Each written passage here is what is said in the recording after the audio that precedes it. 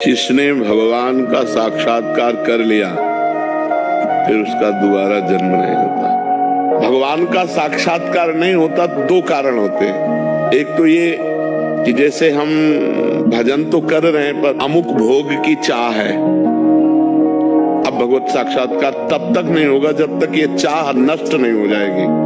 अगर कोई और चाह है वो भगवत प्राप्ति नहीं होने देगी।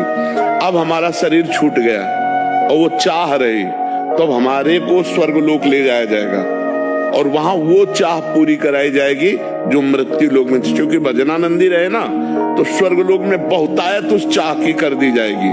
और उसके भोगने के बाद चूंकि सब माया में है तो एक दिन तो अरुचि होगी ही। जैसे खीर प्रिय है लेकिन कटोरी दो कटोरी तो आपको अरुचि हो जाएगी ना बराबर।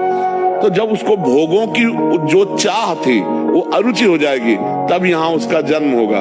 फिर वैभव संपन्न घर में सब जन्म होगा और भक्ति की अनुकूलता होगी और फिर उसका वहीं से भजन चलेगा जहां से भजन रुका हुआ था और वो अपना इस जन्म में भजन पूरा कर लेगा। पहला कारण।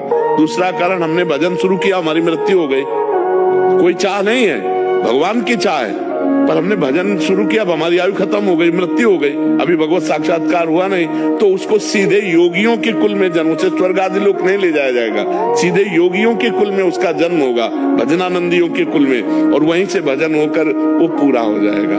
तो आना जाना तब तक जब तक भगवत साक्षात्कार नहीं। तो भगवान का जो भक्त है वो जब भजन करके भगवत स्वरूप हो जाता है तो भगवान के नित्य धाम को प्राप्त होता है जहां से आना जाना नहीं होता।